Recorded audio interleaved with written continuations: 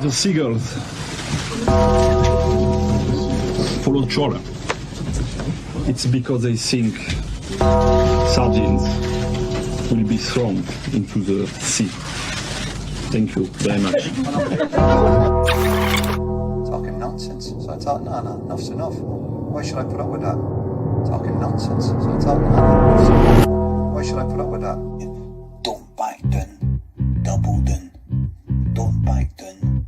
Double doon.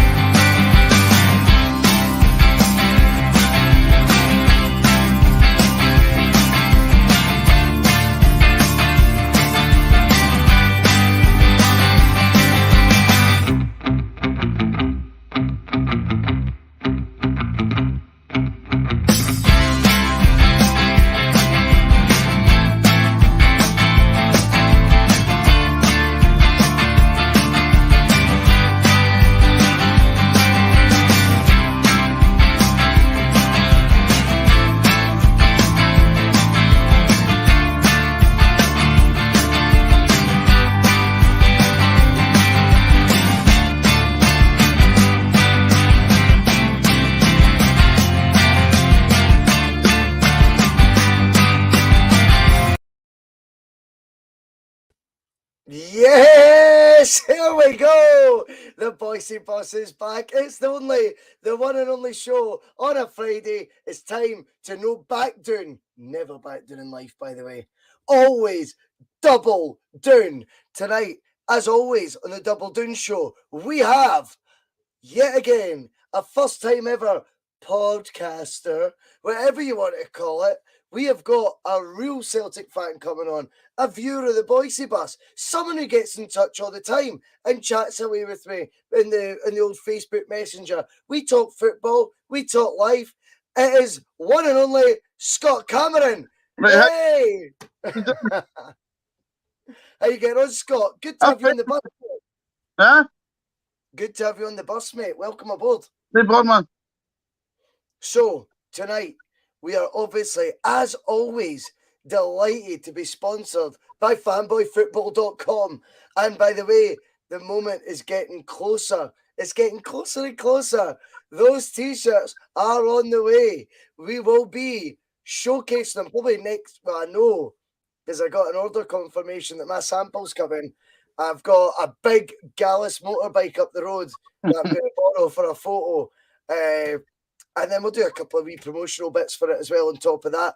Fanboyfootball.com, by the way, what a sponsor to have. All they want to do is grow the channel and be a part. It's just amazing. That site is unique in the fact they give a shit about football. Do you know what I mean? Not just making horrors and crazy amounts of profit. It's not like that. But we have got t-shirts coming out in the next couple of weeks. You will be seeing them live. Sadly, it'll be me wearing them, but they will be coming to a social media page near you soon. Now, after all that, on top of that, we talk about what a week it's been for the bus. So the bus this week, we hit 100,000 subscribers, Scott. Yeah, we were approached by a new sponsor, which hopefully we're going to be working in. And if they do, it just all falls into place because it's my loves in life are football, Celtic, music. This could be, and clothes. That's your four loves. Even the football, we could take that way. Celtic, music, and clothes. And we could have the best sponsorships on this ever. They just completely work. Not only that, we've been doing shows regularly this week with outstanding numbers watching again. I'm delighted with that. It's been a big week. New merchandise, 100,000 subscribers hit. My advice to all yous is don't listen to the noise. Just feel in reality. But anyway, Scott, first and foremost, how the hell are you, mate? And welcome aboard. I'm fine, man. Aye, great. Aye. You looking forward to this, mate? Aye. Yeah. We spoke off air. This is Yeah. the thing. This is the thing. You come on the bus. It's your first time doing something like this. And I just want Scott's going to prove, like every other person that's came on the bus and everyone who's done it before, they all accept that, you know what? Doing the first show is the best buzz ever. Going on to the first show is the biggest nerve-wracking thing ever. Yeah. All we're doing is two guys at the bar, mate, talking Celtic. It's that simple. Now, speaking of the bar, I was saying on Thursday, was it Wednesday? On the Championship Manager stream, I was saying I'm looking to do a morning show, a breakfast show, Boisey's Breakfast Bar. Again, the logo designed by fanboyfootball.com. And Boisey's Breakfast Bar, I declared was going to be a Thursday morning. Now, you like this, Scott. You like this. No, So, yeah. I realised on Thursday morning, waiting on my bus to work, ironically, a bus, I'm waiting on my bus to work. And I was like, oh, yeah, I've got to be in the office on a Thursday. So it won't be a Thursday that me and Regan are doing Boisey's Breakfast Bar, but we will be doing a breakfast show. It is coming soon. It's coming round like a shockwave. All your darkness is coming back to you in time. The morning light is coming out, and Bhoycie is going to be daying your nutting from a show from potentially 8 a.m. to 9 a.m. or 8:30 to 9 a.m. once a week. That is going to be great fun. What do you make of that, Scott? That sounds great, man, but I sometimes dig up till about 11 o'clock, so I'm going to set my alarm a bit earlier. We are going to get people's alarms. I'm going to be like Robin Williams and wake up, Good Morning Vietnam. That's what it's going to be like. I'll just set my alarm up to my soundbar, it'll be fine. Yes, mate, that's what you need. Although many have told me my booming voice does plenty of, partners nutting when they're trying to listen to the podcast. So, Listen, mate. Anyway, loads of people firing in the comments. Some big names tonight: Ryan Kelly, Jerry M, Sean the Mac, Mike, love it. All right, Boisey boy, I'm all right. I'm in a gala shirt. I'm feeling good. I'm a Scotty boy. Everything's going great. Brian Webster, I tell you what, this guy knows the power of the mind. I've had some issue of Brian Webster of his take on current affairs, shall we say, and fucking hell, he is accurate. Phil McKinley, another favourite of the show. John Tomlinson was only on a few weeks ago. Endless Celts, a legend. He feels attacked by the term podcaster. No, you don't. No, you don't. Francis Cartier's in. I better not call you a slag anytime, Francis, because the other lot want to get you reported for that, even though it wasn't aimed at them. Helen's in. Helen says Fridays are made by the Double Doon Show. I just love shit like that. Sean the Mac, yeehaw indeed. Is Pretty Green the new sponsor? I wish, but we'll work on that. That could be good. And in comes our sweetheart Kaylee Galt. Happening, my boy Boisey. And what is happening, Scott? She's a wee darling, and she's so nice. George Bowie will be given a run for his money, no matter when it is Boisey. I mean, Boisey at breakfast, that's got a ring to it. Out comes Bags, my best mate. Boisey boy, Liam Gallagher vibes the night, my man, looking the part, son. I try my best. Lanky's in the door. And I've got to say as well, I seen a comment at the start from the one and only Feed the Bear. Feed the Bear is back, ladies and gentlemen. And my podcast just feels that bit more wholesome when I know Feed the Bear is in the comments, watching over us all and giving us great patter. Stewart Boisey's wearing Jonathan's pajama top again. I love it. I love it. Connor comes in as well. Evening, Boisey. Happy to be tuning in. We're delighted to have you all on board. That is the introductions out the way. Scott, it's time to talk Celtic. Now, let's just tell the truth, Scott. It's shite when it's international week when you want to talk Celtic, isn't it? It's fucking terrible, like, I mean, it's fucking, I mean, where do you find the content to talk about? However, from the pub, I thought I'll do two things at once. I'll set up a pint, have some banter with my mates, and I'll also set up some talking points from the pub so I could get that extra pint of Guinness. So that was my plan tonight. And I've came up with a few. It's the best we can do. It's episode 10 of the Double Doon Show. I think it's episode 11, by the way. I think I've made a mistake there. But anyway, we are missing Celtic badly this week. We are. And the thing is, it's great to see Scotland doing well right now. And I think Steve Clarke has actually done a good job in galvanising their peaking interest again, shall we say. But you do miss the Celtic stuff when it's this long. It was like, you know, there's a gap between the last games was like 10 days. We play one, you get a taste for it again, and then they're gone again. But with so many players away on international duty, the biggest worry is actually the injury, beside our own selfish, you know, needs of our Celtic fix. From what I know, there's been no injury concerns reported as of yet. What do you make of international week, Scott?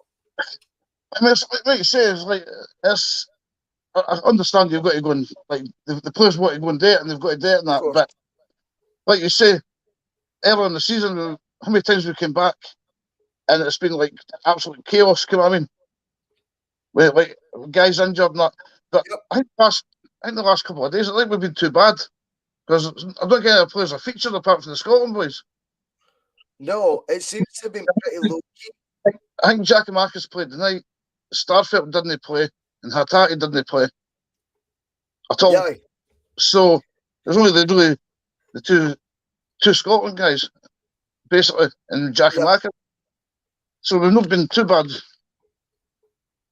No, I agree with you. I mean, the thing is, Celtic do this post where they like show a map of the world and where all our players are darting off to. I shite myself every time they do that. I'm like, oh no, I hope the flight goes okay for Maeda. I hope, you know, Starfelt, like, does he break a fingernail? You freak out about everything, because the last thing you want right now in a title race, for an international break to come at the end of March, you know, most leagues right now, apart from this, you know, the supposed top five that really aren't always that often a title race, albeit England are actually giving it a go this year with a wee title race.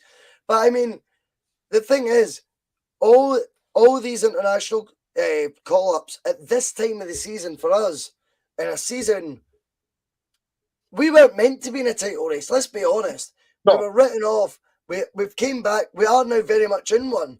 And I just feel, when I seen the international call, I was glad not about that situation. I'm not going to even say it. But it was a relief, the fact these are just friendly games, because you know your players are either going to get run-outs or, well, at Scotland level.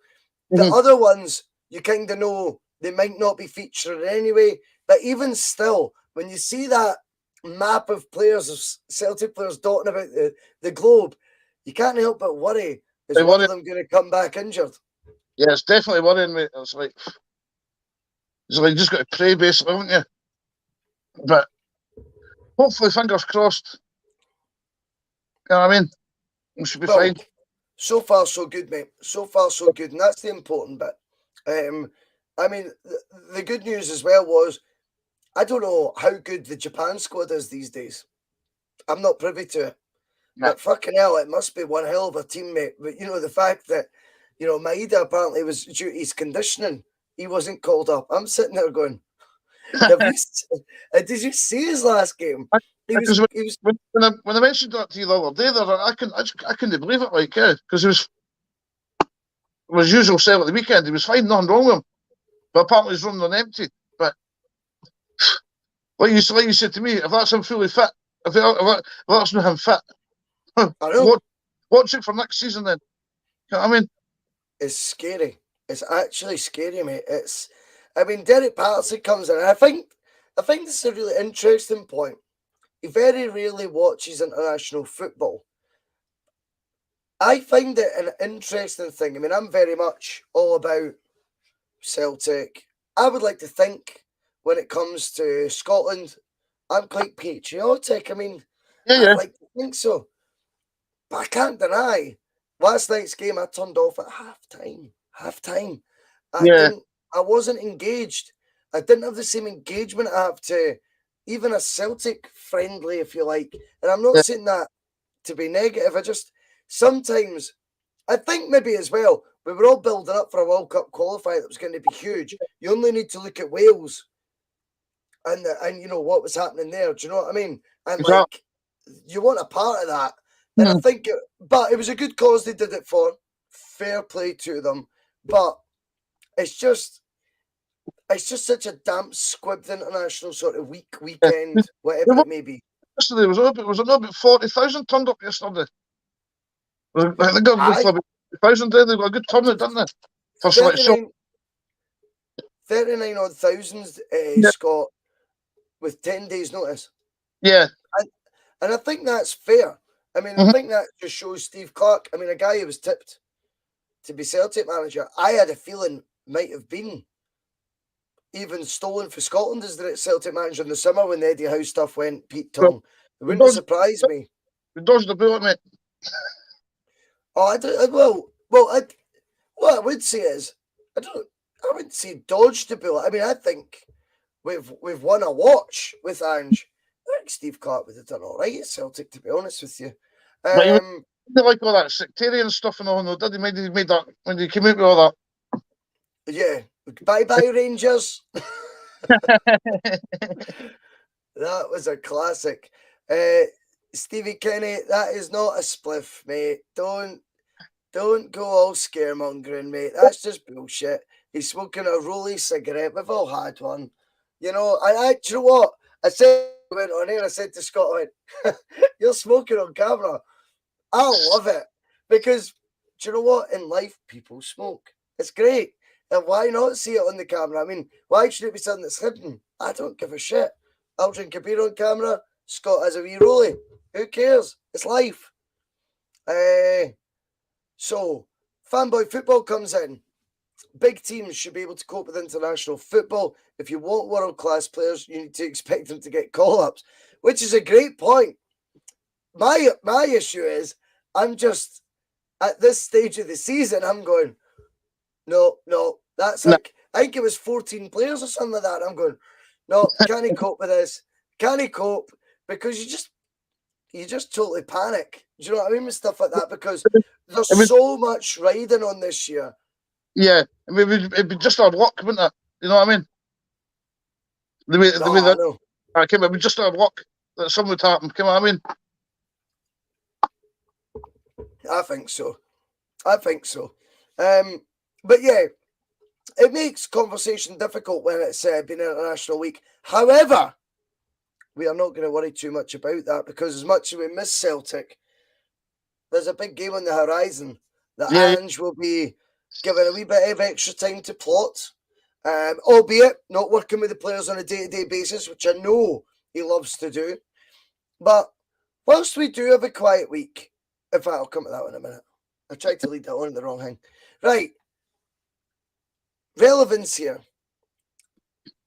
Georgios Giakoumakis and Juranovic, right? Current Celtic first-team players, both away on international duty right now. Now, Giakoumakis was different because he basically said he felt we were the best team in Scotland to the Scottish media. It looks like wee JJ has been away on the Croatian trip and maybe just kind of, I don't know, had a wee Gallus moment. That doesn't bother me. I think I like the confidence, Scott. Yeah. I actually think, see when you watch I love boxing, right? Watch the mindset of a boxer. They're not lying when they say, I'm going to beat you. It's they have to get into that mindset. And in an era where I feel footballers are so overly media trained almost. Overly media trained. Every answer is so preempted. It's like, they almost know the questions that are going to get asked to them. Yeah, the same questions they get all the time. Exactly, mate. And they know how to answer them with that total PC patter, It's Yeah. almost like politics. It's just bullshit. You get George's Giacomakis saying, we're the best team in Scotland, and I think we're better than Rangers. And folk are like, oh, like in the media, it's like, oh, he shouldn't be saying that. That'll come back and bite him. Well, if he believes, he's the one training with Celtic every day. He's the one playing. On you go.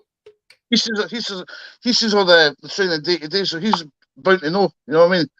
He's just what he sees on a daily basis. Like if he's, if you're with that squad on a day-to-day basis, and you feel that your side is going to do the business, then the best thing to do is, if you're asked a question, answer it honestly. There's absolutely nothing wrong with that, in my opinion. I don't see anything wrong with it. I think it's actually quite refreshing to see people. I think it's just refreshing to see players tell the truth for a change, rather than doing all this media-trained, PC, politically correct bollocks, which for me, it just doesn't work. Nah.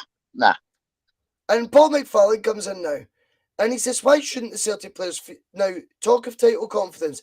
It's the business end of the season. The players that want to sign, seal and deliver the league. I mean, I just think right now that's the truth. There's a wave of confidence right now based on a body of evidence of results that are completely working in our favour, Scott. Now, there's like, what, 32 games undefeated or something? 31 games now, domestically unbeaten. Tells the story, doesn't it? Well, this is it. You know what I mean? How can you ask a player, Giacomakis back-to-back hat-tricks right now? Obviously, he said his comments before that, but he's backed it up. That's what I love. He said he felt we were better than the Rangers team. Then he gets back-to-back hat-tricks since then. And you go, well, talking the talk and walking the walk are two things. He's doing both. That is the truth.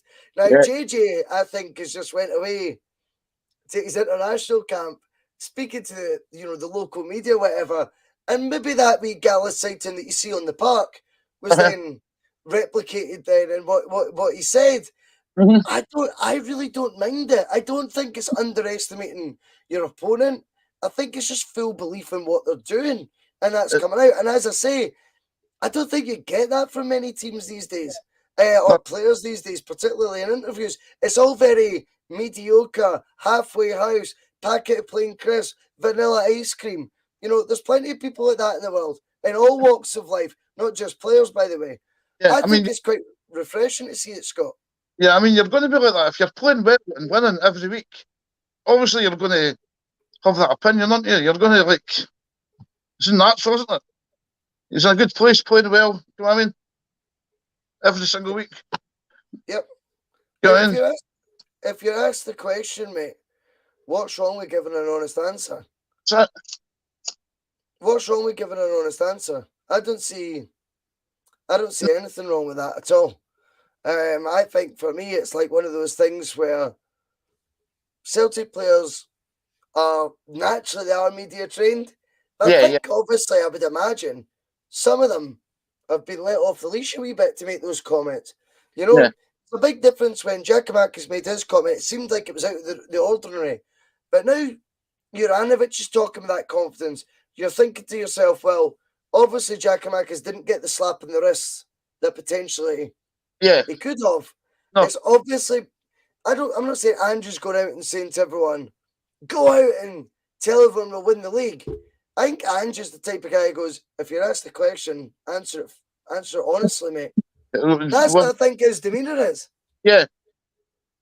He strikes you as somebody that's laid back, doesn't he? And I think he's laid back, but I don't think. I mean, Red Baron comes in obviously from the other side of the fence, and he says it's good that the lads have got the confidence. I know he means confidence, but those comments will very much come back to bite him hard on the arse.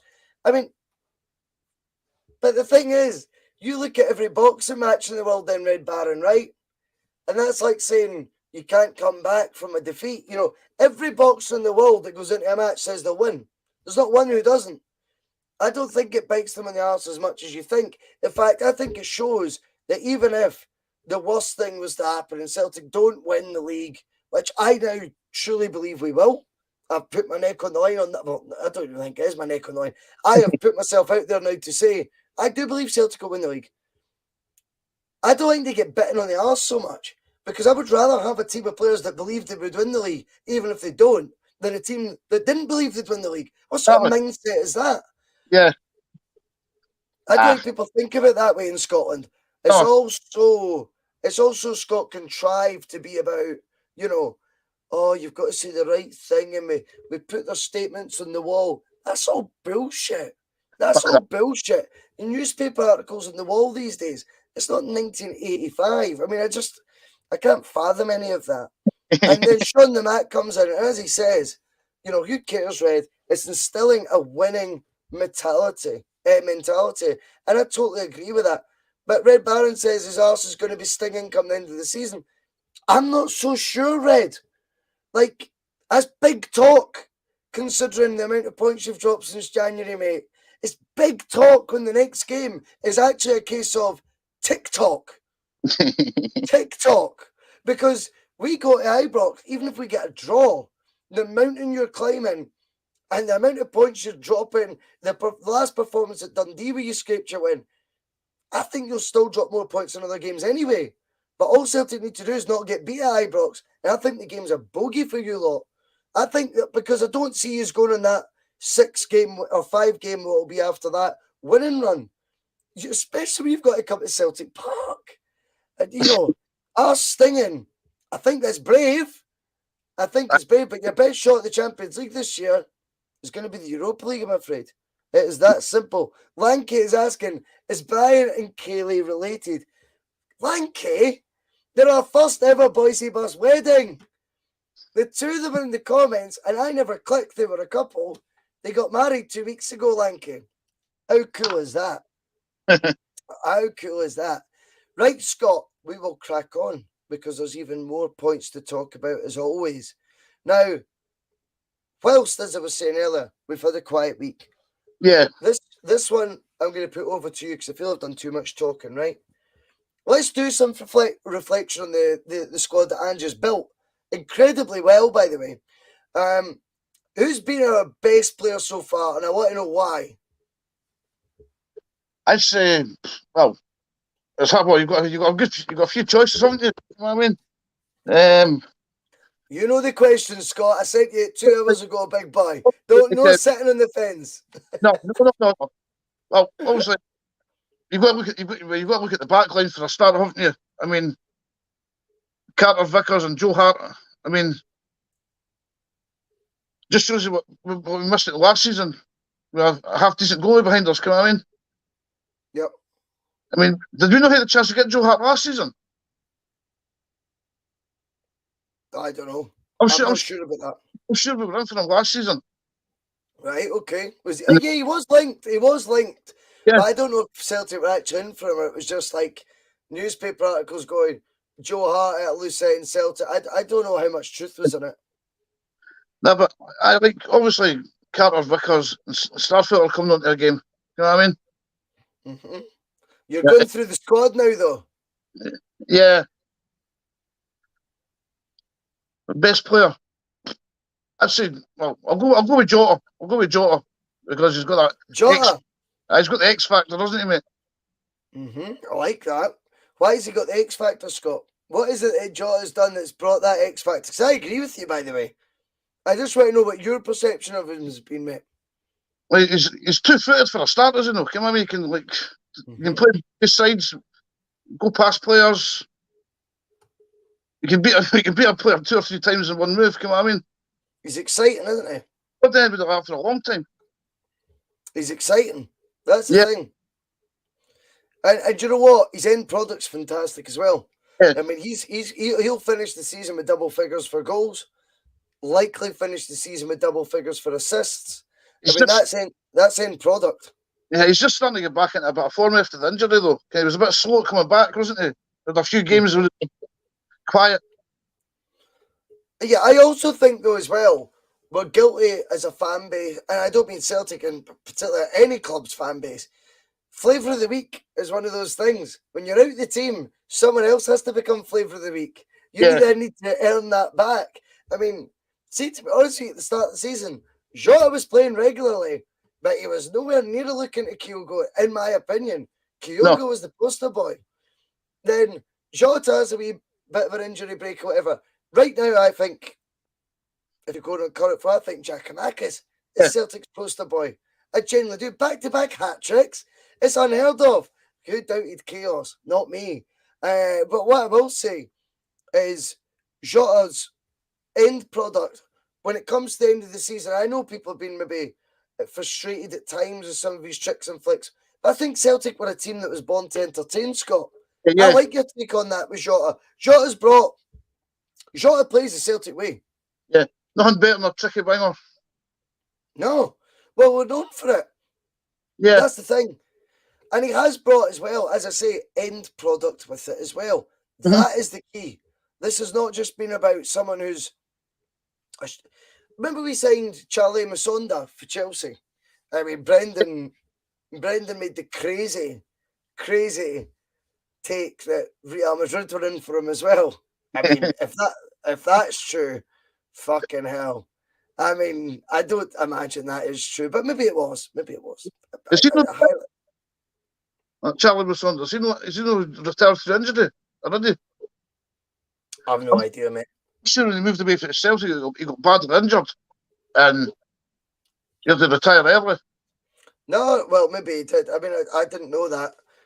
But I mean, that was a guy who was all what's the old saying? All frills and no knickers. That's what he was a bit like, eh?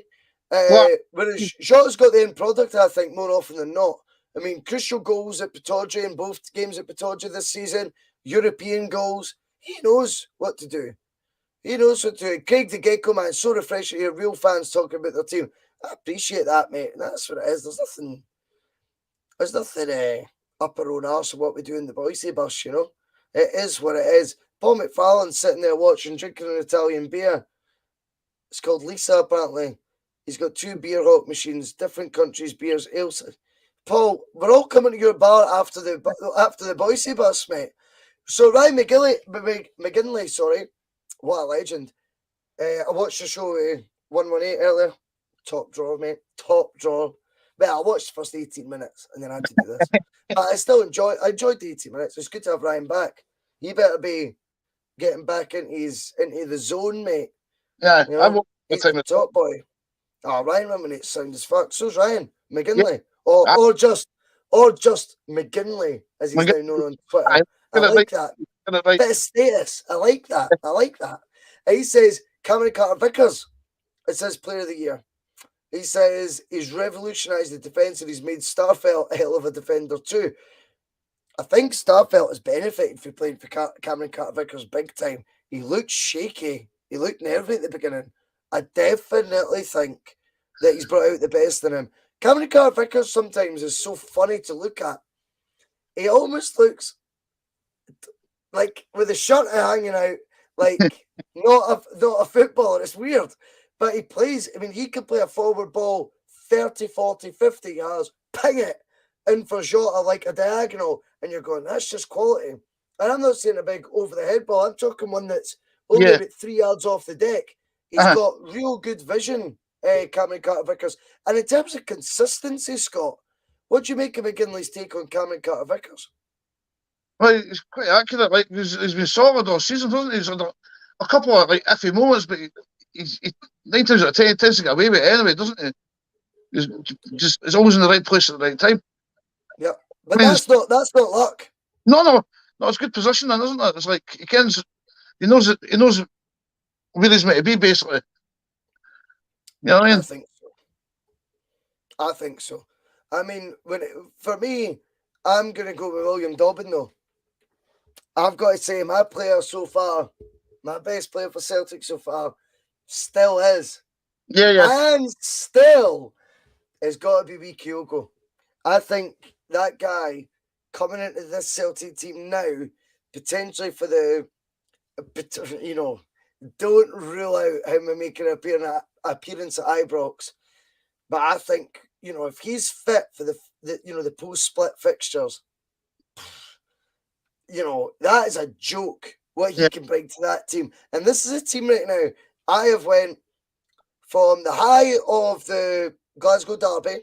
I thought we had a wee slight dip in form, but we were still getting the results, which is good. Yeah. Hibs was a real low point, Easter Road.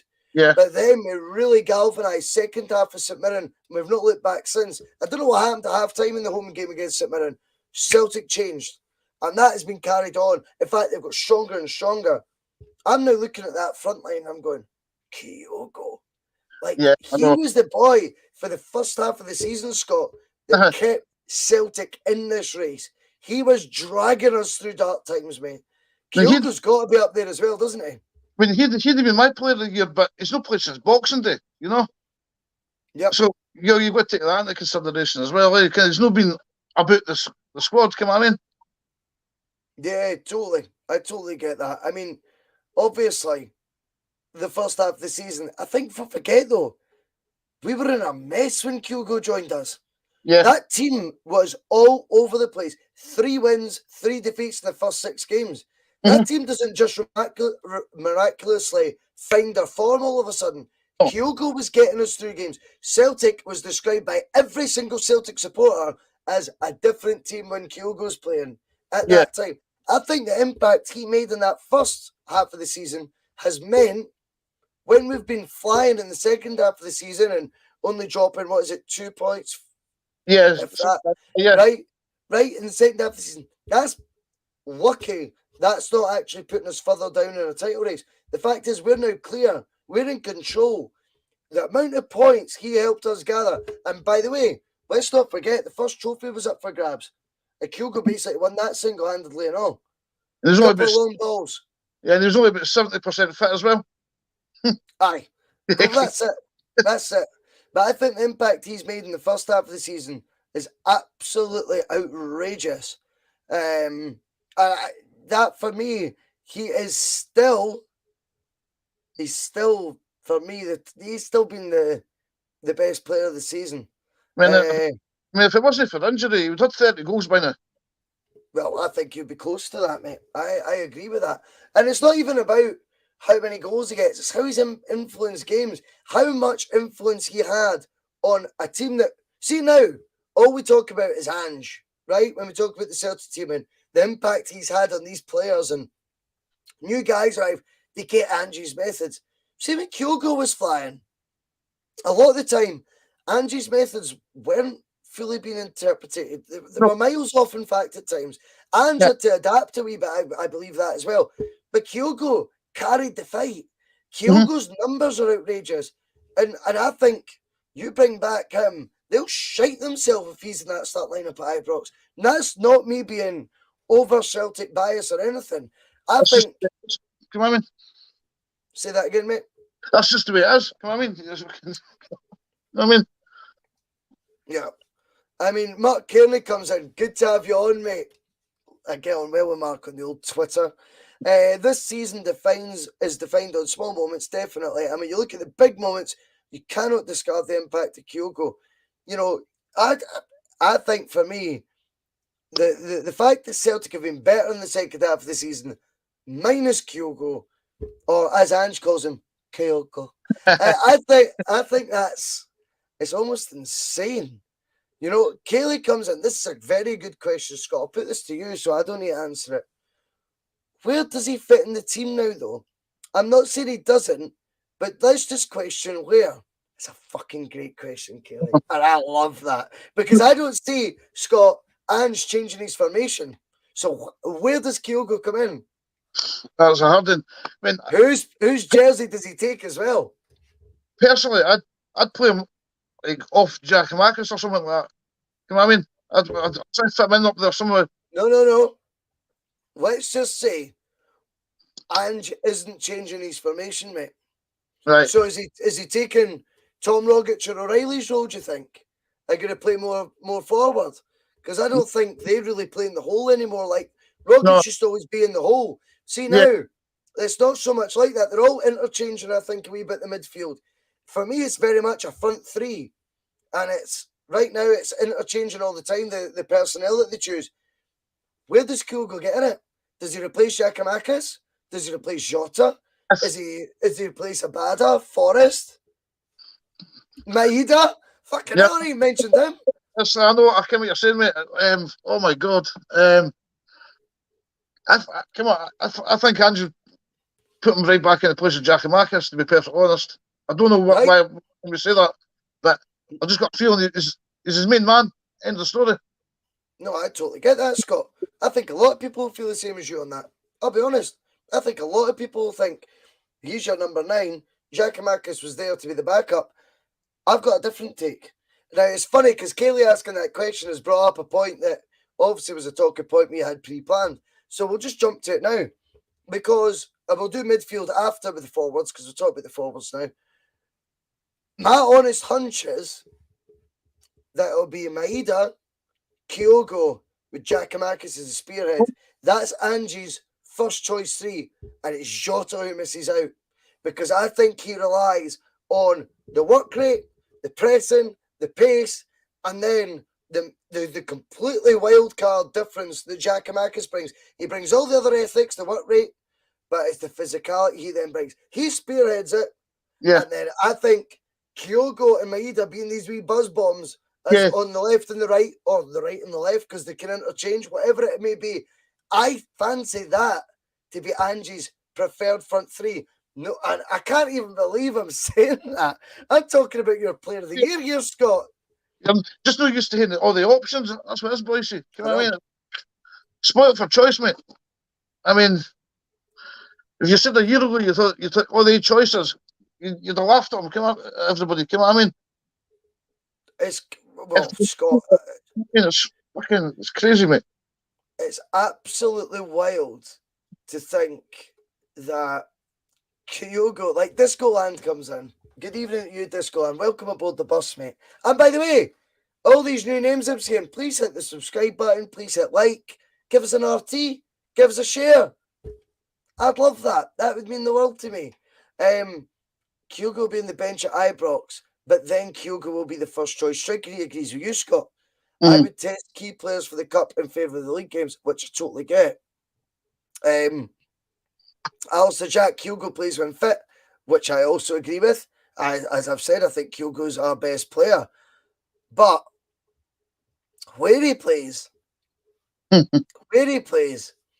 got a mad thing in my head that I think Angie's idea was to bring in Giakoumakis. He spent 2.6 million on him, but he's Holland's top scorer. He was going to cost Scott £12 million. That's quite. We got him cheap because we got relegated, didn't we? Release clause, mate. Yeah. Release clause. Well remembered. That is the truth. Now, I know Daniel Hughes says Kyogo's on the bench. I'm not just talking about Ibrox here. I'm not fixating on that. I'm talking about going forward. What is Angie's 3? Who's his first 3?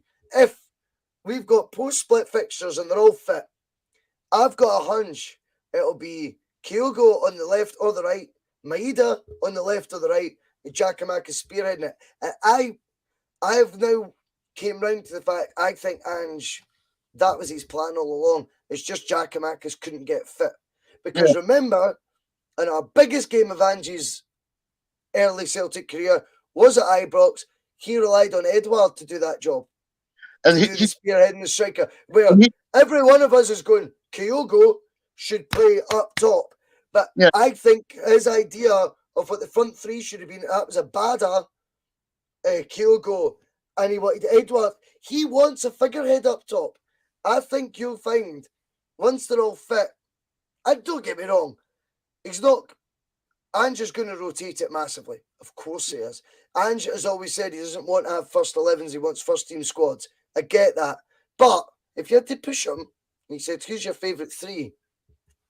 I reckon. You know worried that we've played Kyogo right before and it's not worked? Or I think that the guy up top was the problem that didn't work with that. It was just a missing piece that we're basically.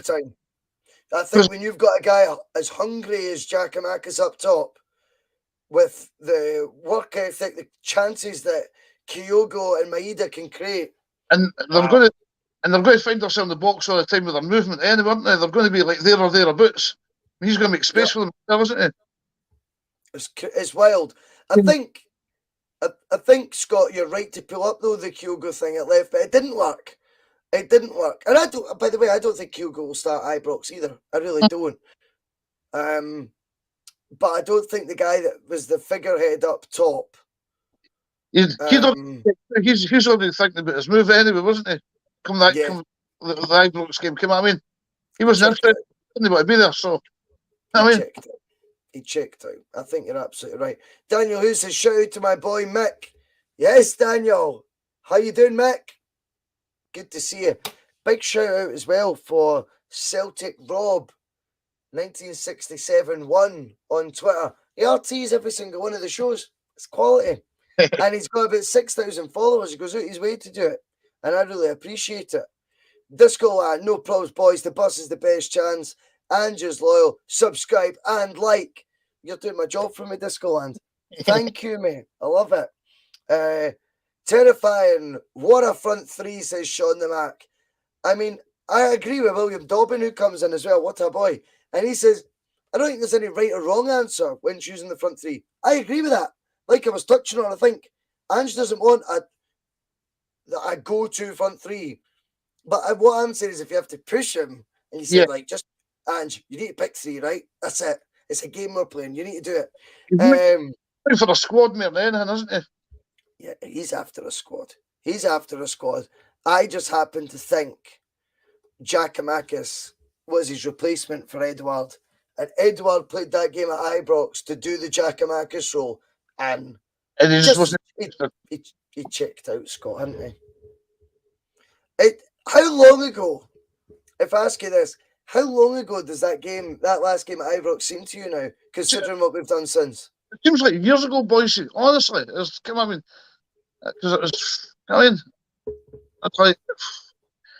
It's like the way we're playing there in that game to now is like night and day. It's like, you know what I mean? It's like I'm actually surprised we're in the position we're in. Me too. Now, whilst we talk about all that, I mean, we'll go back to the point I was making because we've went back to front, and that's because of Kaylee's brilliant question, and I don't mind that. Now let's look at the midfield because the options here are now outrageous with David Turnbull's return. I love this. Like Ryan 118, Tony for 4 times, they call him Turnbull. I call him David Turnbull, right? Like to me, it's Turnbull. Turnbull. It seems to be quite common. This Turnbull pattern. I like it. Turnbull. I don't know if that's a Glaswegian pronunciation that I've not picked up on my Harlem Globetrotters life that I've lived. But David Turnbull. I've never thought of it like that. But anyway, with him back, you look at the midfield. Ideguchi can't get a look in yet. But I think he's very much for next season signing that get him in early to bed into the country. He was unlucky with injury though. He's just never go up and running. He's never had a chance. That's true. James McCarthy, probably the most highest paid midfielder of them all, can't get a look in. I mean, they're going to come up with signing in the summer, I think, for him. Fit enough to go and do my shopping. You know what I mean? Aye. But I've not nothing bad to say about James McCarthy, to be honest. I've not seen anything bad from him yet either. You know, he's not had the chance. He's not an Ange signing. Fair dues. Then you're looking at least he's got better fitness than Aaron Ramsey. Well, that will remain to be seen. There you've got Callum McGregor, who's basically nailed on. He's your captain. Yeah. But then you're looking at Hatate, Rogic, O'Reilly, Turnbull, even I'm saying it now. Who starts in that three? Who's the three that start? Well, it's McGregor, obviously. Yep. I'd go for... Well, Rogic is injured now, isn't he? So I'd be O'Reilly. Well, yeah. Is he? Or is that just to make sure he didn't go to Australia? Who's like Bhoycie? Say that again? Do you think they're playing games like? Do you think there's nothing wrong with him? I think Rogic will be fit for a week on Sunday, I mean, he was. Let's say he is. Let's just say he is. Let's say they're all fit like we did with the front three. Let's just play the game that when he's got all the options there, Who then plays with Cal McGregor? There's only 2 positions to fill. How do we do it? I'd go with Hatate and Rogic. Because he's want to go all attack, isn't he? And they're like all like forward thinking, like, you know. I mean, some folk are saying bring Bitton in, but he kind of brings more balance to the team. But he's not as forward thinking as other ends, you know. It's tough though, eh? Yeah, I know. Tough. I mean, that's so.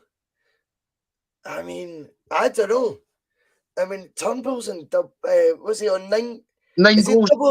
9 goals, 14 assists or something. It's like, it's frightening what he's done this season. Maybe not 14 assists, I'm exaggerating, but Earlier in the season, everybody's moaning that he couldn't play in the same team as Rogic.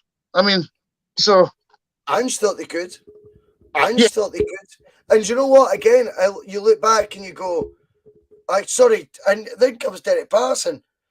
And it's a blind spot for me because I just don't rate him, right, Derek? But you're so right to bring that one up. Don't forget, Nir Bitton's still a good option at number 6. For Ange, he is a good option. Mm-hmm. Ange likes him. I don't like him. I'll be honest with you. I don't rate him at all. Phil McKinley comes in. Oh, I'll let you take this away, Scott. I'll read this to you, and then I'll let you reply. Probably an unpopular position. Well, definitely is with me. Unpopular opinion. Bitton starts at Ibrox as that deep-lying defensive midfielder. It allows McGregor to play for the forward. Think Ange will opt for Rogic in there too. Scott, do you think Nir Bitton might start a week on Sunday? I don't think so. You don't? No, I don't think so. I think he's going to like pace and running and on in this game. I think he's going to come out flying. And Bitton doesn't do that. He's safe. That's about it. You know, but he's got the red mist as well though. In that atmosphere, you know what he's like. Yeah, I do. I think that's the right attitude. But I also would counter that a wee bit and say, Ange does like Bitton. Mm-hmm. I don't know. See, for me, anyone that's doing that poke in the eye thing at the start of the season, he's gone. As far as I'm concerned, then Tynecastle, he was shite. He's gone. Either way, he's had more chances. He's had more lives than my wee cat Bagheera. Honestly, I would have just went, nah, it's not happening. But Ange likes him. I could tell Ange likes him. For me, there's no danger he makes my best Celtic 11. And I know McGinley actually said on the Ryan Mulmany, the Thunder pod about 3 weeks ago, 4 weeks ago, he says he's seen Celtic's best midfield having Bitton in it. And that, I mean, I get it. Like, I don't get it though. No, I don't. Like, I feel Bitton is the guy that could sell the jerseys at Ibrox. It's too high pressure for him. He's got too many examples of blowing it. Too many examples of moments, Scott, where it costs us big. Yeah. I just don't feel, no matter what romance is happening with terminology like Big Nero, etc., I just do not see how that guy gets given another opportunity in a game of such magnitude where time and time again he has failed, he has fallen, and not just that, he's cost us. And no offence to Bitton, I'm proud of him for scraping, his cell together, picking himself up, and actually going again under Ange, and maybe, as many are saying, having the best season. But I'm sorry, a big a game as that, you do not take the risk with him. The history tells the truth, and if you know your history, you know Nir Bitton is an alarm bell playing in that fixture. I mean, it's already playing him against the likes of Livingston and that, but like you say, when it comes to Ibrox and you've got 50,000 of their fans, you know what I mean? He's just liable to just lose the plot with somebody. He has rushes of blood to their head that at times polymorphous comes in. I've got to pull this up. He didn't deserve a second yellow for that finger poke. Like polymorphous, firstly, I'll always say welcome on the bus. But see, when a player is doing that to someone, that if you don't think that's a yellow card, you're not in 2022 football. You're living in a decade where Graham Souness and players like that played. In 2022, when you do that to a player or whatever he did, the player might have dived. Of course he's going to dive. That's part of the football world we're in. The fact that a 29, 30-year-old is even making that movement, that gesture, was so stupid and needless in a non-pressure situation. How can we trust him at Ibrox? Yeah. And the fact that the referee stung it that far away from him, looking at him when he's doing it, you know? It's crazy. Come on, crazy. Referee right arm. Come on in. But I don't want to focus on negatives like why Bitton shouldn't play, because the whole point of this was what is our front three we've discussed. What is now the midfield three? So I'm going to tell you mine. Yeah. I think it'll be Callum McGregor, Hatate, and Tom Rogic. That is who'll play. That's what I'm going for. Hatate's got the energy that Angel want. He's got. I don't think he featured for Japan, which was a good thing. I've seen that on Twitter. Rogic is a favourite of Ange, not just because he's Australian. Ange knew how. I think Ange actually came in baffled how shite Rogic had been the last couple of years. He thought, mind you're back with a manager now. Yeah, Rogic. He's just been mismanaged, Boisey. Come on, I mean, that's what it is. He plays in a pair of slippers, mate. If folk can't work that out, it's not my problem. The guy plays in a pair of slippers. Tom Rogic has the softest first touch in the world because he wears slippers. And I think he has the track record. We're talking about a negative track record to beat on. Let's flip it. Let's talk about the unbelievable track record that Tom Rogic has against them. It is frightening how often he loves a goal against them. Rogic will play. Hatate will be the energy, and we'll give them reminders of what happened at Celtic Park the second they see him zipping about, and they'll be paranoid about the long shot for him. They'll be closing him down overly quickly. Rogic will be in those wee pockets of space, and that's where he'll either do a wee perfect curler or he'll slip one of those perfect passes through for the forwards. That's how I see it going. I think that's the perfect midfield. I know Callum McGregor can be more effective further forward, but he's also the steadiest hands in that team. He's the one guy you can trust. So why give that role to Nir Bitton? No. You don't do it. You give it to Callum McGregor and let the players play. Exactly. I mean, We've nipped that in the bud now. We've got the team nearly sorted now, mate. I'm telling you, Scott, we've got the team nearly sorted now. One more thing. Since our favourite rivals, there seems to be quite a few in the comments. The Gallant Pioneers chipping in quite a bit. Bob McBob's in. I'm sure the Red Baron's still cutting about, and I love this, which is all good. Stephanie Harrington Romaz, slippers and studs. I know it's an unusual combination, but that is what Tom Rogic plays in. I'm telling you. Let's talk about. I'm trying to bring up the banner. I've just forgot. Yeah, Rangers' favourite subject right now. And it is the homecoming tour. Now, this isn't to rub salt in it, because I think what has been so crazy about this tournament is when it was first announced, it was the backlash initially was from Celtic fans, I felt, more than Rangers fans. Then Australian media, Australian TV decided to describe this as as I've called it, Angie's homecoming tour.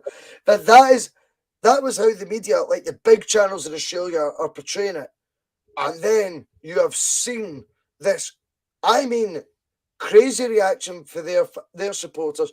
By the way, I'm not saying they're wrong, I'm not saying they're right. Like, they're entitled to their opinion. If they don't, I wouldn't want to go to Holland on a Geo's homecoming, a tournament described by Holland, like say the equivalent of Sky Sports in Holland, as Geo's homecoming tour. What the fuck? Especially when you think they're probably getting paid more for this, aren't they? And right? So take all this into consideration. And I'm beginning to now think the timing of this announcement as well is so naughty. I'm delighted to be on the naughty step with it, by the way. I have a feeling, this is how marketing and branding works, right? The tournament gets set up. They call it the Sydney Cup. The Sydney Cup doesn't sell, right? Sorry. Sydney Cup. What is the Sydney Cup, though? What is the Sydney Cup? It's actually Angie's Homecoming. Australian homecoming tour. There's the sellable label, but we'll call it the Sydney Cup first when we announce Rangers' name. Yeah. What about timing? When do we announce this? We'll do it when they're right in the thick of a title race. I'm sorry. That is Ange getting favours on that, I think. And I think the timing has been absolutely delicious. But when you're seeing the fans, I mean, they can't afford the fans and the team to be at loggerheads with tennis balls and stuff away from home, and they're getting beat off Dundee without a shot on goal. I mean, this is a sideshow they really don't need when they're chasing us. No. Do you think, if we put our business hats on, do you think this is genius? It was a bit of a masterstroke. I'll give them that. You know what I mean? I mean, I think the fact, I think it's the fact that we're the main event. That's what's right on them. We're the main event in this tournament, aren't we? Rangers were just like an afterthought. You know what I mean? They were just like thrown in basically last minute. Mm-hmm. I think they've sold them a wee bit up the. I think they've sold them up the Swanee a wee bit. I think the Sydney Cup thing was a complete cover. I think, the announcement day, I'm not even being funny. No. I am convinced that there is a strategic reason behind the timing of the announcement. If you think Celtic didn't know Australians' major TV sports channels, etc., we're going to describe it as Angie's Australian homecoming tour, think again. They knew fine well. What we're now seeing at the other side, though, is complete disarray. But even Celtic can't predict that Dave King's going to get weighted back. But what we have to be aware of is gamesmanship and what is a tight title race. I don't care what anyone says. The title race is on. It is hot. The game the 3rd of April, I just think we've created hurdles for them. Not having all the fans on side. Both hate the fans. That you've got that numpty for them calling them rumps or a rump, whatever that means. This has all been very, very clever. The Gallant Pioneer comes in and says, Boisey, Rangers won't be there in November. I guarantee it, mate. I think that's the point, though, Gallant Pioneer. No one cares. When it was the announcement time that was key. Look at the reaction. You're in the middle of a title race. You're all at loggerheads. If you don't think that's the power of Ange, then you're mistaken. They're going to do it into Milton, Bhoycie. You know what I mean? I think they're falling out big style. And I just do think that announcement, trust me, Sydney Cup doesn't sell. But to Australians, Angie's Australian homecoming tour for their greatest ever manager, it sells. And yeah, of course it's on your board for agreeing everything to it. But even you right now, Gallant Pioneer, that's you aiming at your own board. You just don't need this right now in a title race. No club does. I'm not being a dick, by the way. I just think it's been very, very smartly chosen. I mean, they've already been taking their eye off the ball with the European games when they're coming back as well. They've still got at least another 2 games in Europe. On top they do well in Europe. Do you know what? I'm going to give them their due. In Europe, they've actually pissed me off not because of their success, but because of how weak Celtic have been over the last decade in Europe. So I'm not even going to get hung up on that. But Scott, we've been on over an hour. It flies in, mate. I told you. It's now time to knock back down. It's time to double down. You up for it, mate? Aye. Let's do it. Let's do it, mate. And again, as always, really in advance. I always say, how buzzing I am to have fanboyfootball.com sponsor me, potentially another new sponsor joining soon, music related, which would be great. That will be good fun.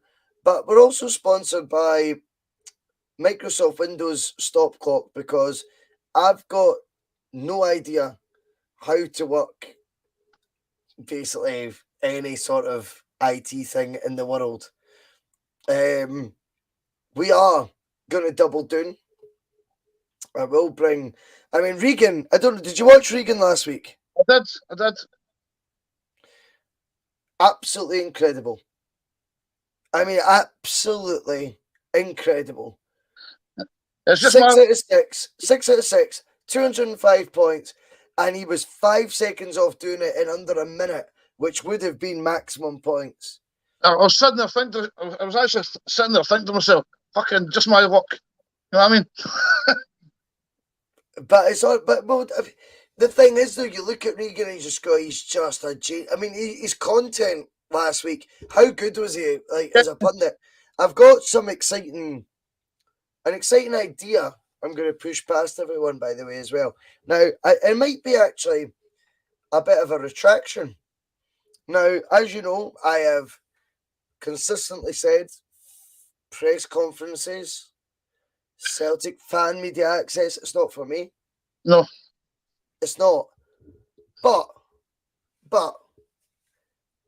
all fan media, particularly, channels that are the same size as us, some maybe smaller than ours, reviewers or whatever, I'm not saying that in a bad way, they all get their access to, these fan media press conferences and things.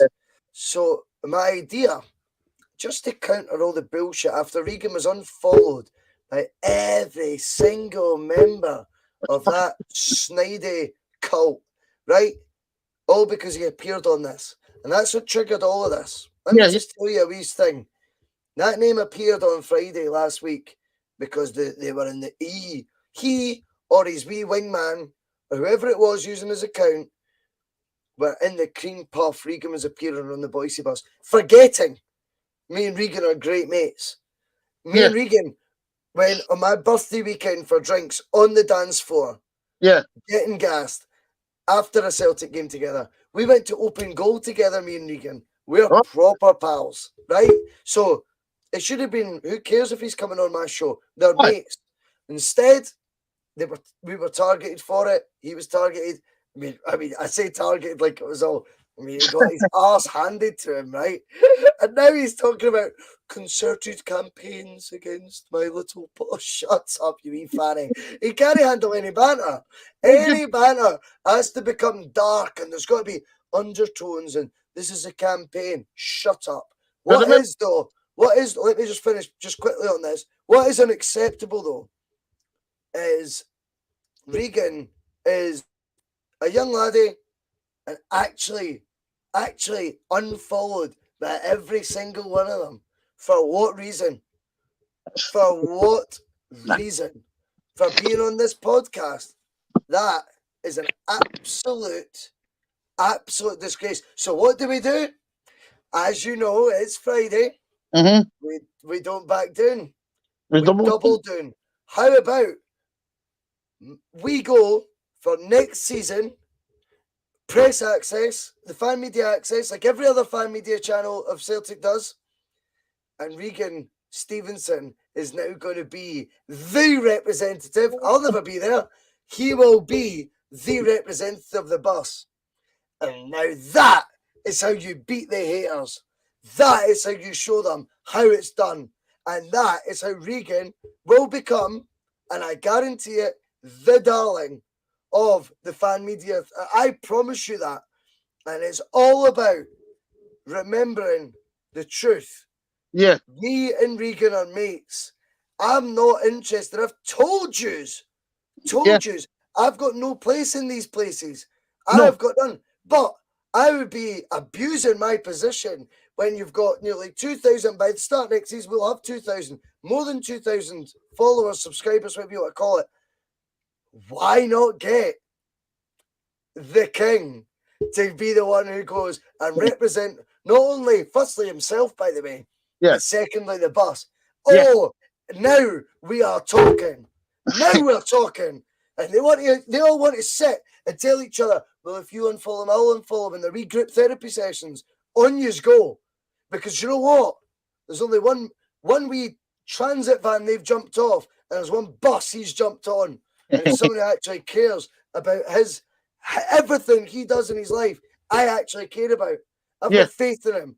And I'm about to just show you and prove it. And that is what's going to happen. So, don't fucking patronize me Don't patronise me on social media about bullshit like that. When you all sat silently and unfold them, turned your head away. What? Because he came on someone else's pod. That's the measure of these people. That is the measure. But do you know what? I'll be called a bully for saying this. Well, listen, I live in a world of truth. And I tell you what, it's a currency I'm very comfortable with. Anyway, how quality is that? Let's, on this positive note though, Scott, put the shitters up you, my friend, because it's quiz time. Bastard. It is. It's the hardest. It's but it's time. Yeah. It's time. It is time to do it, mate. It is time to do it. Do you know what? I'm going to say it. The quiz questions this week, I feel, are of the same standard of difficulty as they always are. Many might disagree. Just get my wee pen out. Are you ready to double down? Yes. Let's do it, mate. Now, remember, the Double Doon quiz has lifelines. Mm-hmm. You can double down, but you have to call it before the question is read. Yeah. You know that each question has a different points number as well. The further you go into the questions, the more points you get. So double and down later on in the quiz will get you that bigger a jackpot. The quicker you finish the quiz gets you more points as well. You're familiar with it, Scott, aren't you? Yeah. If you want to flip it, don't be shy in flipping it. If you flip it, you still need to double down before I've read the question. So if you flip at the double down question, you still get the double down points. If you get the flip question, yeah. Yeah, it's a clever tactic, but yeah, I never thought of that one, you bastard. But yeah, that'll work. That'll work.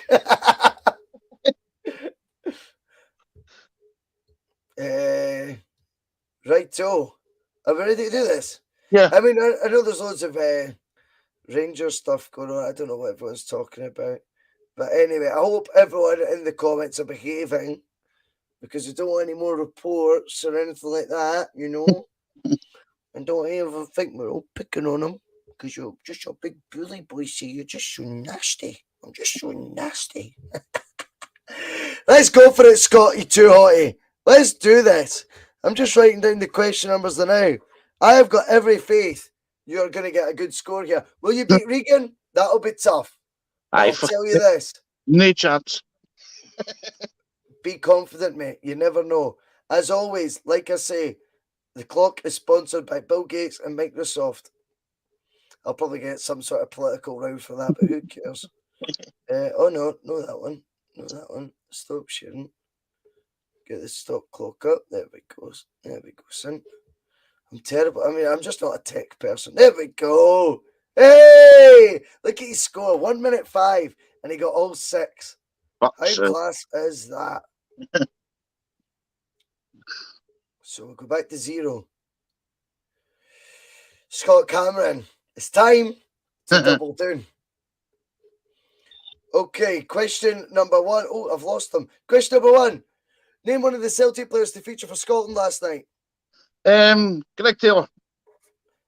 Question number 2. Which recent Celtic signing received his first call up to the Danish under-21 squad?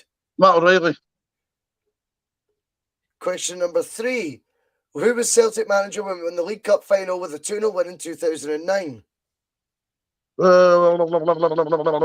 Ronnie Dyler.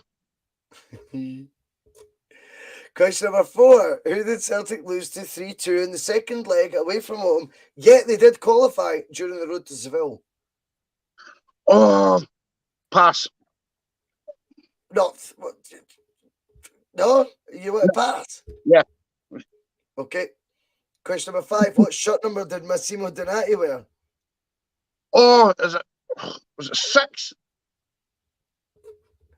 Question number 6. Which club? You ready? You better use your double down. I used it on the last one. I said double down. On what one? The last one. Oh, right, no worries. Which club did Celtic sell Matt Burchell to? Oh, this is tricky, mate.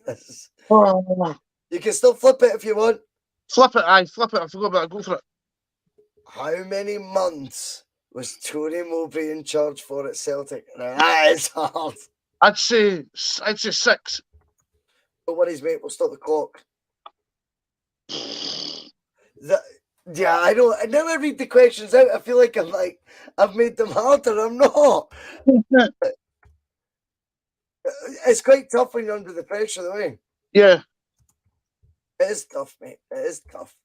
I didn't actually hear you say Double Doon. You could have won that. I would have definitely have given you Double Doon again. I didn't realise you'd said it. You should have fucking. Can we start again? I'm just checking how many months actually Tony Mowbray was there. Wasn't long, was it? So, I mean, 9. Oh, 9. So, mate, it was a tough one tonight, mate. It was a tough one, mate. So, name one of Celtic's players to play for Scotland last night. You got Greg Taylor. Absolutely right. 5 points. Which recent Celtic signing received his first call up to the Danish squad? Now you're on fire. You're up to 15 points. Then, Ronnie Dyler, 2009, Scott. I was under pressure. You were under pressure, mate. You were, buddy. You were. You're sitting like the clock Boisey, and it's like. I know. It's meant to be like that, though. It is, though. Don't worry about it, mate, honestly. Because your contribution tonight means far more, and you've been outstanding, mate. Strachan. I think it was his last trophy. It's Celtic, boss. Oh, you fucking bastard. I know. It's kick yourself stuff. So annoying, mate, honestly. 3-2, you passed. Yeah, I know. You should have guessed one of the teams in the road to Seville. Any of them? No. Stuttgart. Right. Remember was it 2-0 up? And yeah. We lost 3-2, something like that. What shirt number did Donati wear? Now, the reason I asked this question was he took the shirt jersey off our former captain. So our captain left, Donati signed. What number did he wear? Well, I said 6, but I think I'm wrong anyway. Who was the captain before Donati joined? In 2007. Who left? Well, who left? Who left 2007 as captain? He's managed us twice. Lennon. Number 18, Massimo Donati. I know. Don't beat yourself up, by the way. Please don't, because John Tomlinson felt the same.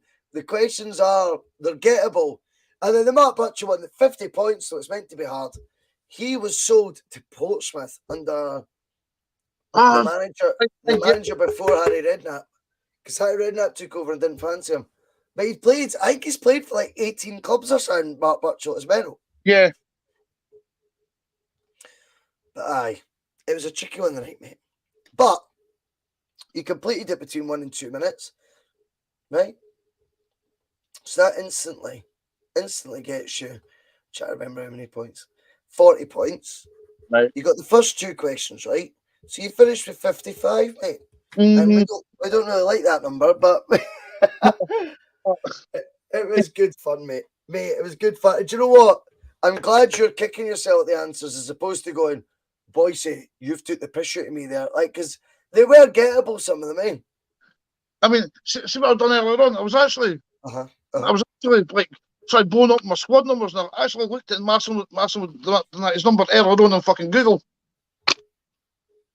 You know what I mean? Really?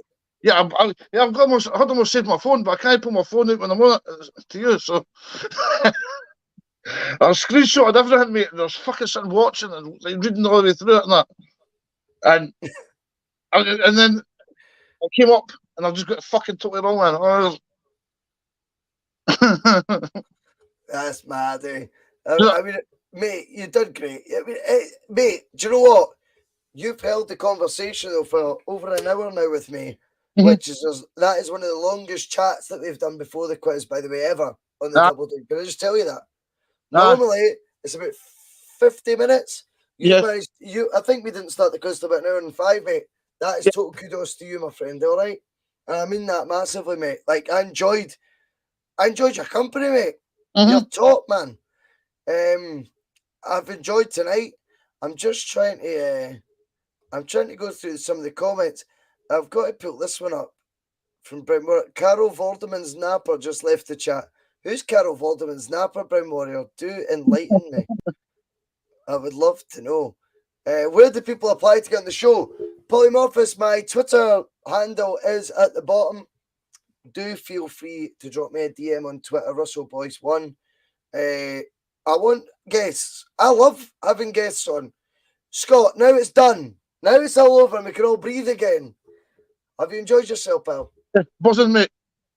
You enjoyed it, mate? Aye. Would you recommend it? Yeah, definitely. It's just the fucking, when you're watching the timer, mate, it's like, fucking, I mean, you can't... Forget the quiz bit. Forget the quiz bit, mate. Forget the quiz bit, mate. Yeah, I'll do it again. No, you would do it. See, there you go. So would you recommend it to the viewers to get their asses in gear and send me a request and they can join it? And get...